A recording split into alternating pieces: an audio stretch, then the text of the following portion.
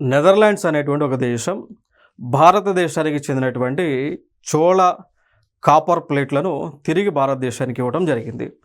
అంటే లైక్ మన చోళులకు సంబంధించినటువంటి కాపర్ చోళులకు సంబంధించినటువంటి కాపర్ ఏదైతే ఉందో, సో ఆ కాపర్తో చేసినటువంటి ప్లేట్స్ ఇవే అండి. సో అవి తిరిగి భారతదేశానికి ఇచ్చేస్తూ ఉన్నారు. ఓకేనా. సో ఇవి జనరల్గా ఈ కాపర్ ప్లేట్స్ అనేటువంటివి అనైమంగళం కాపర్ ప్లేట్స్ అని అంటాం. సో ఇవి రాజరాజ చోళ 1కి సంబంధించినవి. వారు పరిపాలించిన సమయం 985 CE నుంచి 1014 CE అనమాట.